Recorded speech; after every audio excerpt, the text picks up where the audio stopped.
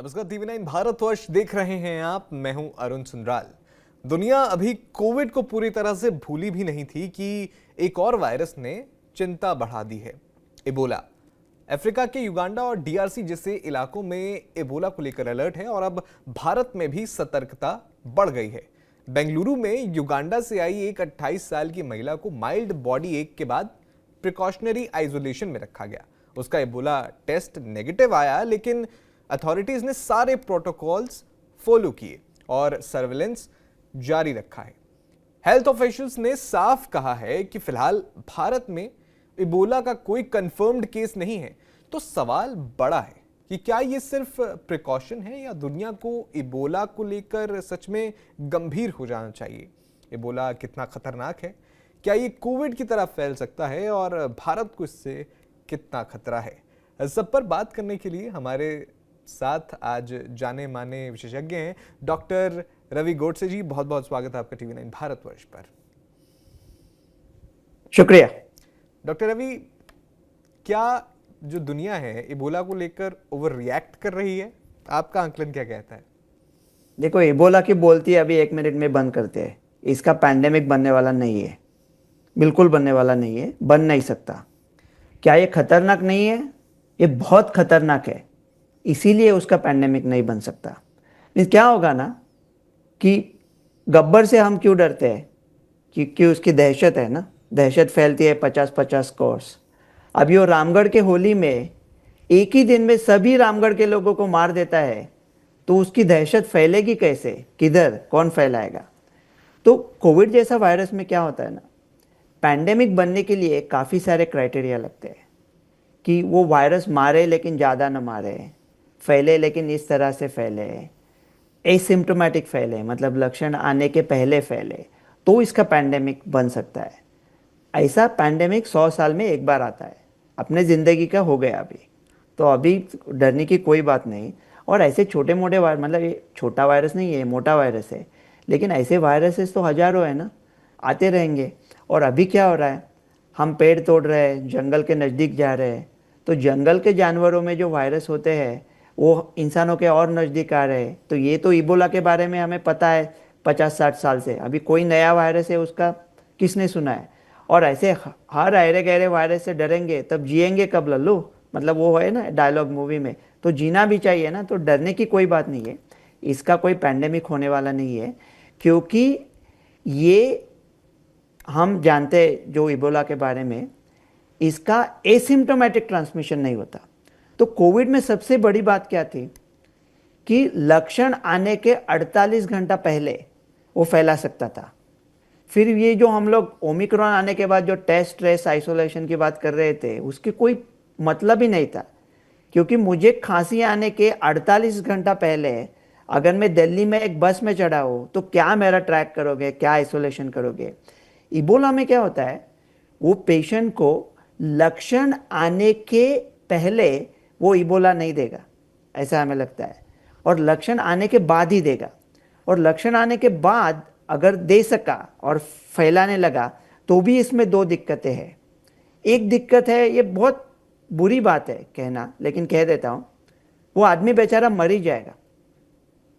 वो इतना सीरियस है कि वो फैला नहीं पाएगा। कोविड में क्या होता था, कोविड हो गया आपको, लक्षण भी नहीं आए और आप दुनिया भर में घूम रहे हैं, क्या रामू चाचा कैसे हो, गोपी मामा, पैर चुलू, हंसा मामी, सबको फैलाते घूम रहे थे। इसमें आपको लक्षण आए तो आप इतने बीमार हो जाओगे, या तो दुर्भाग्यता से घर पे कोई मर जाएगा या अस्पताल में जाके मरेगा। तो ऐसा सिम्टम आने के बाद फैलाएगा। और दूसरा, कोविड हवा से फैलता था, तो आप लिफ्ट में चढ़ गए किसी के साथ तो आपको कोविड हो गया। यहाँ ये हवा से नहीं फैलता, तो मास्क पहन के कुछ फ़ायदा नहीं है। ये बहुत गहरे कांटेक्ट से पहनता है, और जो गहरा कांटेक्ट का मतलब जैसा नेटफ्लिक्स सीरियल में दिखाते हैं ना, उस लेवल का गहरा कांटेक्ट, मतलब बहुत यार आना चाहिए। ये जय और वीरू अगर मोटरसाइकिल पे साथ पे बैठे हैं तो एक दूसरे को नहीं देंगे। तो इसका धोखा सिर्फ 2 लोगों को है, एक जो इबोला पेशेंट के साथ सेक्स करता है, और दूसरा नर्स जो इबोला पेशेंट को देखती है। तो अगर वो नर्स को हो गया, वो इबोला पेशेंट को कोई देख रही है नर्स, और वो नर्स को हो गया और वो घर पे गई, तो क्या वो घर वालों को दे पाएगी? नहीं। जब तक वो देने लगेगी तब तक उसको भी लक्षण आ जाएंगे, और लक्षण आने के बाद वो इतनी बीमार होगी कि कहीं घूम फिर नहीं पाएगी। इसलिए इसका पैंडेमिक नहीं होगा, तो डरने की कोई बात नहीं है। डॉक्टर रवि, तो फिर आपने खुद जिक्र किया कि ये जो वायरस है खतरनाक है बहुत, पेंडेमिक नहीं होगा लेकिन खतरनाक है, तो खतरनाक क्यों है आखिर, ये आपसे मैं जानना चाहूंगा। खतरनाक क्यों? इसलिए है कि ये हेमरेजिक फीवर है। तो ये वायरस के वजह से उसके दो तरह के लक्षण आते हैं, सूखे और गीले। सूखों में ऐसा बुखार, सर दर्द, मसल्स में दर्द, और गीले मतलब ब्लीडिंग चालू होना, रेस्पिरेटरी सिक्रीशन, तो एकदम बहुत पेशेंट सीरियसली इल होता है। तो जैसा कोविड के कभी कभी कुछ पेशेंट में इम्यून स्टॉर्म आता था ना, लाइक इम्यूनिटी का रिएक्शन, बाढ़ आता था, तो वैसा रिएक्शन आता है, और उसकी वजह से रीनल फेल्यूर, डिहाइड्रेशन, ऐसा बहुत चीज़ें होती है, बुखार आता है, सांस लेने में दिक्कत होती है, तो ब्लीडिंग होने से प्लेटलेट कम होते हैं, हीमोग्लोबिन कम होता है, और उसका ट्रीटमेंट ज़्यादातर सपोर्टिव है।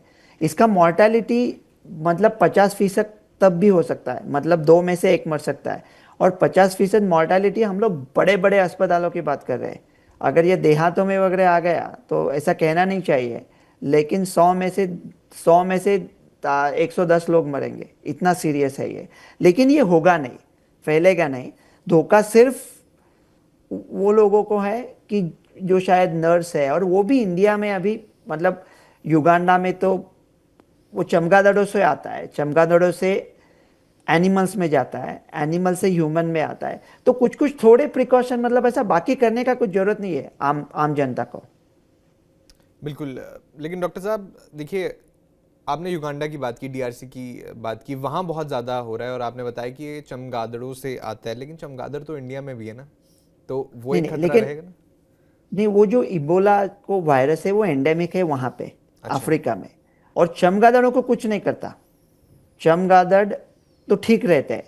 वो चमगादड़ किसी हिरन को काटते हैं, या चमगादड़ों की वजह से किसी, तो कोई भी मीट खाते हैं, तो जब मांस खाते हैं काट करके, तो जिसका जो खून होता है उसका कांटेक्ट हुआ ह्यूमन के साथ, तो उसको आ जाता है।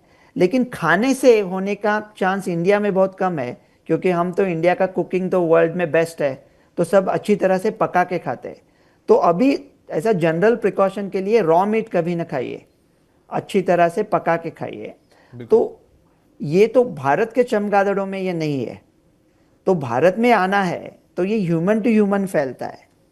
तो किसी इबोला पेशेंट अगर भारत आया और उसने किसी को दिया, उसकी वजह से किसी और को हुआ, ऐसा फैल सकता है, लेकिन जैसा मैंने बताया फैलेगा नहीं, तो डरने की बात नहीं है। डॉक्टर रवि, ये 2-3 साल में हम देखते हैं कि 1-2 साल में एक खबर आने लगती है कि इबोला जो है फिर से फैलने लगा, इसका प्रकोप बढ़ गया, तो इस बार क्यों फैल रहा है, कोई नया स्ट्रेन आया क्या? या इसका नया स्ट्रेन है, उसको बुंडी बुयो बोलते हैं। तो लेकिन देखो, कोविड जब पहले आया था तो पता ही नहीं था कि हमें क्या मार रहा है, तो हम डरे थे, तो उसका सीक्वेंसिंग करने में कितना टाइम गया था। ये उसको पहले उसका टेस्टिंग मौजूद है, वो पुणे में भी हो सकता है, इतना अच्छी तरह से मौजूद है। तो ये इबोला का काफ़ी स्ट्रेन्स होते हैं। एक होता है ज़हरे स्ट्रेन, जिसके बारे में सब रिसर्च किया था। जी। ये दूसरा है बुंडी बुयो, और बुंडी बुयो को अभी तक कोई वैक्सीन या कोई ट्रीटमेंट नहीं है ऐसा कहते हैं, लेकिन जो पहले की वैक्सीन और ट्रीटमेंट है वो भी शायद चलेगी थोड़ी बुंडी बुयो के खिलाफ। तो ऐसा नहीं कि हम उसे जानते नहीं है, लेकिन ये इतना कॉमन नहीं है। तो लेकिन ऑलरेडी उसका टेस्टिंग मौजूद है ना, तो कोविड में टेस्टिंग डेवलप करने को ही कुछ महीने गए थे, इसका तो टेस्टिंग पहले से है, इंडिया में भी होता है।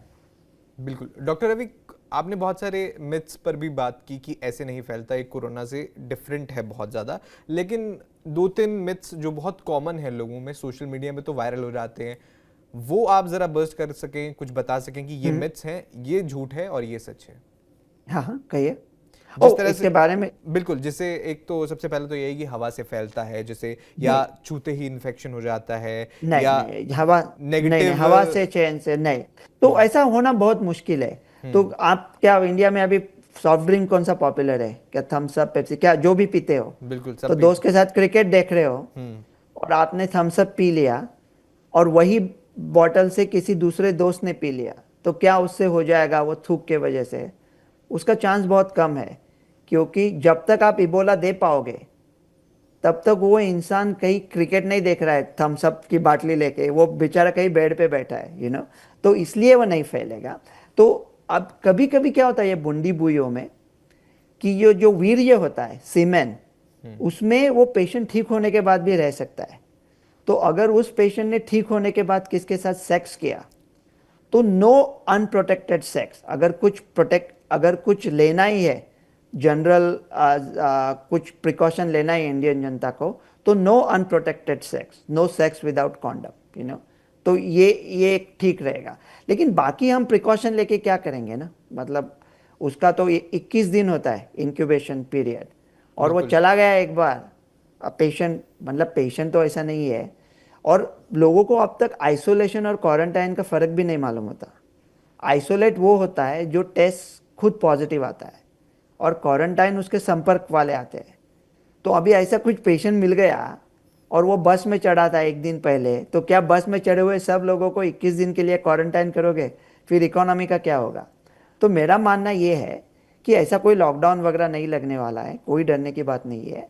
और ये जो क्वारंटाइन में जाने के पहले भी लोग ऐसा सोचेंगे कि जब लक्षण आए तब वो घर पे रहे। और कोविड में क्या होता था, हम लोगों को बोलते थे अगर लक्षण है तो बाहर मत निकलो, कौन सुनने वाला है? वो तो अपना प्रॉब्लम है ना। यहाँ इबोला ही अपना प्रॉब्लम सॉल्व कर देगा, वो पेशेंट निकल ही नहीं पाएगा दुर्भाग्यता से। इसी वजह से ये पैंडेमिक नहीं बनेगा। बिल्कुल। डॉक्टर रवि, आजकल हम सुन रहे हैं बहुत सारे वायरसेस के नाम बहुत चर्चा में आ रहे हैं। अभी हंटा वायरस सुना, अब इबोला फिर से आ रहा है। तो क्या वायरस का दौर फिर से वापस आ रहा है? क्या दुनिया जो है कोविड जैसा एक और पेंडेमिक वायरस देख रही है डाउन द रोड? नहीं, इसकी दो तीन वजह है। एक वजह है जिसको हम सिलेक्शन बायस बोलते हैं। मतलब आप जा रहे हो, मोटरसाइकिल चला रहे हो, और अचानक रास्ते पे पानी है और आप फिसल के गिर जाते हो। तो जब भी कभी आप मोटरसाइकिल चलाओगे पिछले आगे 1-2 साल, आप पानी देखोगे तो थोड़ा हिल जाओगे, अरे बाबा ठीक चलानी है। तो कोविड ने इतना बैंड बजा दिया था हमारा, इसकी वजह से अभी कोई भी वायरस की न्यूज़ आई तो हम तुरंत हेडलाइन में डाल देते हैं, तो जिसको हम लोग सिलेक्शन बायस बोलते हैं। दूसरा है, अभी सोशल मीडिया इतना बड़ा हो गया है ना, पहले इतना कहाँ था सोशल मीडिया, अभी इतना बड़ा हो गया। और व्हाट्सएप को कोई लाइसेंस नहीं लगता, कोई भी कुछ भी स्टोरी कभी भी डाल सकता है। तो इसकी वजह से ये डर ज़्यादा बढ़ता है। तो कोविड में क्या होता था, या दूसरे किसी वायरस में, अरे मेरे चाचा जी मर गए, अरे मेरे चाचा जी मर गए, आपको 1000 स्टोरीज आते हैं व्हाट्सएप पे। आपको लगता है साला टपकने वाले चाचा जियों का पैंडेमिक लग गया है। बाद में पता चलता है एक ही दोस्त था, उसका एक ही चाचा था, लेकिन वो 1000 सोर्स के तरफ आपके तरफ आया था। और तीसरी बात ये है ना कि जैसा मैंने कहा कि पर्यावरण देखो, हम पेड़ तोड़ रहे हैं, इलीगल कंस्ट्रक्शन कर रहे हैं, जंगल के नज़दीक जा रहे हैं, तो इसलिए नए नए वायरस उभर आ रहे हैं। तो ये भी हमें सोचना पड़ेगा। बिल्कुल। जो लोग सोशल मीडिया की इन्फॉर्मेशन देखकर पैनिक कर जाते हैं, घबरा जाते हैं, व्हाट्सएप शेयर कर देते हैं ग्रुप में, फैमिली ग्रुप में ऐसी खबरें, उनके लिए आप क्या सलाह देना चाहेंगे एज ए हेल्थ एक्सपर्ट? कि क्या पेंडेमिक को लेकर या एबोला को लेकर या हंटा वायरस को लेकर क्या सलाह होगी? टॉप 3 सलाह आपकी। मैं एक्चुअली दुनिया का पूरा खौफ मिटा सकता हूँ एक सिंपल आइडिया से, जो व्हाट्सएप ने लेना चाहिए। मैं व्हाट्सएप को लिखने वाला हूँ। देखो, आप अमेजोन पे एक रेफ्रिजरेटर खरीद लेते हो या कोई बड़ा एयर टिकट निकालते हो, तो परचेस क्लिक करने के पहले आपको एक मैसेज आता है कि your credit card will be charged. जी। कि क्या आपको यकीन है आपको ये खरीदना है? फिर क्लिक कर दिया तो खरीद जाते हैं। तो व्हाट्सएप पे ऐसा एक मैसेज डालने का, कोई फॉरवर्ड करने के पहले, कि क्या आप सच में ये फॉरवर्ड करना चाहते हैं, तो वो जो 30 सेकंड सोचने को मिलेंगे, तो उसमें से काफ़ी फॉरवर्ड कम हो जाएंगे और हम इससे बच जाएंगे। क्योंकि अभी ये आपने पूछा नहीं अब तक, लेकिन वो पूछेंगे क्या वैक्सीन है, क्या उसकी दवा है, क्या फिर कहाँ से लाएंगे, नहीं, वो आपने भी अभी बता सब दिया था। WhatsApp पे। हाँ, कि ये इसकी जो वैक्सीन पे अभी काम चल रहा है जी। बूंदी बुइयों के, लेकिन ये वैक्सीन कोई लेने वाला नहीं है। कोई भी लेने वाला नहीं है, जरूरी है तो भी लेने वाला नहीं है, क्योंकि ये वैक्सीन डेवलपमेंट में करोड़ों रुपया जाता है। और ये वैक्सीन डेवलप करके इंडिया में आया मानो, और चालू हो गया, पहले दिन पे मैं लिख के देता हूँ, अभी स्टोरीज आएंगे। एक स्टोरी होगी मेरे चाचा जी ने वैक्सीन ली और मर गए, और दूसरी स्टोरी होगी कि मेरे चाचा जी मरने के बाद खांसना चालू किया, वो अभी तक रुके नहीं है, और वो स्टोरीज फॉरवर्ड होगी। तो कोई वैक्सीन बनाने वाला नहीं है कोई, लेकिन ये वैक्सीन जनता को लेने का जरूरत ही नहीं है। अरे हजारों वायरस है, सब वायरस का वैक्सीन लिया तो हमारा बदन कम और वैक्सीन ज़्यादा हो जाएंगे। तो ये वैक्सीन सिर्फ उन नर्स और डॉक्टर को जिनको लेना है अपनी रिस्क पे ले सकते हैं। और भारत सरकार के लिए भी मेरे कुछ सुझाव है। जी। वो जनरली 3-4 महीने बाद सुनते हैं, लाइक सब लेकिन अभी सुझाव है। तो भारत सरकार क्या करेगा, कुछ हाई लेवल मीटिंग लेगा और कहेगा कि आप प्रिकॉशन ले लो, आप प्रिकॉशन ले लो, मतलब जिम्मेदारी या वरुण जी आपकी, हमने तो हाथ धो लिए, राइट। तो अभी भारत सरकार क्या कर सकता है, वो इबोला का जो करंट वैक्सीन है, एक मर्क का है और ऑक्सफर्ड का काम चल रहा है सीरम के साथ, वो ऑक्सफर्ड में थोड़ा इन्वेस्ट करे ये नया स्ट्रेन का जो वैक्सीन है, क्योंकि उसका टेक्नोलॉजी कोविशील्ड जैसा ही है, वेक्टर वायरस। ये एक बात है। दूसरी बात, उसका कुछ स्टॉक थोड़ा इंडिया में लाके रखे और उसका रिवर्स इंजीनियर मार ले कि क्या है। और तीसरी जो सबसे अहम बात है, जब कोविड की दूसरी लहर में लोगों को डर था कि हॉस्पिटल बेड नहीं मिलेंगे, इसलिए सब लफड़ा हो गया और फिर वो लहर आई थी। इसका अभी 2 एंटीबॉडी है, मोनोक्लोनल एंटीबॉडी, एक है इबांगा और दूसरा है इनमाजेब। तो वो तो प्राइवेट में है, एक डोज शायद 3,60,000 का आता है। लेकिन इसमें से एक जो मोनोक्लोनल एंटीबॉडी है वो अमेरिकन सरकार ने बनाई है। अमेरिकन सरकार ना नहीं बोलेगी। अगर इंडिया ने अभी कुछ डोज मंगा लिए, और ये इंडिया की सबसे बड़ी ताकत क्या है, अपना जो जुगाड़ है ना, जिसको अमेरिका में रिसर्च बोलते हैं, तो इंडिया ने ऐसी तरकीब निकाली कि अगर विश्व पे संकट आता है तो अमेरिका यूरोप में बेचे, और एशिया के जो बाकी कुछ थोड़े गरीब देश है उनके लिए भारत मास प्रोड्यूस करे। तो अभी सोच के रखे कि मोनोक्लोनल एंटीबॉडी को कैसे मास प्रोडक्शन करते हैं, उसको इमरजेंसी अप्रूवल अभी दे दे। ये सब चीज़ें अभी हो सकती है। ये प्रिकॉशन वगैरह तो कोई भी करेगा ना। जी। डॉक्टर रवि, आखिरी सवाल मेरा इसी से जुड़ा रहने वाला है कि आपने सिम्टम्स की बात की थी, लेकिन आपने ये भी बोला था कि अगर सिम्टम्स आ गए तो मतलब उसमें इबोला जो है वो कंफर्म्ड है ऑलमोस्ट। तो वो कौन से सिम्टम्स हैं, शुरुआती सिम्टम्स अगर बात करें तो उन पर बिल्कुल नज़र रखी जाए? नहीं, देखो, वो इसके सिम्टम इतने नॉन स्पेसिफिक है ना, बुखार आना और सर दर्द और मसल्स में दर्द, वो फ्लू में भी होता है, डेंगू में भी होता है, चिकनगुनिया में भी होता है। तो क्या जब जिनको सब फ्लू, आज भारत में शायद 1 करोड़ लोगों को बुखार है, वो क्या सब डर के सोचने लगे इबोला है? ये नहीं होगा। ये एक बात है। दूसरी बात है कि ये भी देखना पड़ता है कि क्या उसका कोई कांटेक्ट, मतलब युगांडा से है या कोई वो हेल्थ केयर वर्कर है। और तीसरा जो टेस्टिंग होता है, पीसीआर टेस्टिंग होता है, आईजीजी आईजीएम होता है, वो तो टेस्टिंग तो बहुत महंगा होता है। अगर गवर्नमेंट के किसी को शक है तो, लेकिन प्रॉब्लम क्या है, कोई गया टेस्टिंग करने को और बोला मेरा इबोला का टेस्टिंग कर दो, तो उसको पहला पकड़ के आइसोलेट कर देंगे ना। मतलब आइसोलेट नहीं करेंगे जब तक टेस्ट पॉजिटिव नहीं आता, लेकिन उसको किसी सिक्योर जगह पे रख देंगे। तो ये लक्षणों पे। और दूसरा क्या है ना अरुण जी, आप जो पूछ रहे हो कि लक्षण वगैरह क्या करना है उसके बारे में, आपको जाना है रामगढ़ और आप पता पूछ रहे हो बेलापुर का, सिम्टम किसी को आने वाले ही नहीं है, इबोला होने वाला ही नहीं है, फैलने वाला ही नहीं है, तो डरने की कोई बात नहीं है। बिल्कुल डरने की कोई बात नहीं। जिस तरह से आपने वेरी क्लियरली जो है बता दिया हमारे दर्शकों को कि डरने की बात नहीं है, पैनिक करने की बात नहीं है, बहुत रेयर चांसेस हैं अगर वो फैले। और भारत की अथॉरिटीज़ ने पहले ही अलर्ट जो है जारी किया, प्रिकॉशंस लेने की बात कह दी है। बहुत बहुत धन्यवाद डॉक्टर रवि, आपने हमारे दर्शकों को ये बहुत महत्वपूर्ण जानकारी दी, क्योंकि सोशल मीडिया के दौर में जो सटीक जानकारी होती है, सही जानकारी होती है, कहीं खो जाती है, तो वो बहुत ज़रूरी है। बहुत बहुत धन्यवाद आपका हमारे साथ जुड़ने के लिए। Thank you Arun ji, bye. तो जिस तरह से ठीक रहा? डॉक्टर रवि गॉडसे ने बताया हमें कि फिलहाल पैनिक करने की कोई ज़रूरत नहीं है। और ये भी साफ है कि इंडिया में फ़िलहाल कोई कंफर्म्ड केस इबोला का नहीं आया है। ऐसे में जो है सावधानियां सरकार की ओर से भी बरती जा रही हैं और ये बहुत ज़रूरी हो जाता है कि जो अफेक्टेड एरियाज़ हैं अफ्रीका के, युगांडा, DRC, वहाँ से अगर कोई पर्सन कांटेक्ट में आता है और इस तरह के लक्षण दिखते हैं तो शायद जो है सरकार खुद ही आपसे कांटेक्ट कर लेगी। तो ऐसे में पैनिक क्रिएट करने की ज़रूरत नहीं है। ये कोई पेंडेमिक की शक्ल इबोला वायरस नहीं ले लेगा। बाकी आपका इस चर्चा पर क्या कहना है, कोई सवाल हो, कोई विचार हो तो वो मुझे ज़रूर बताइएगा कमेंट बॉक्स में। बाकी खबरों के लिए आप देखते रहिए TV9 भारतवर्ष।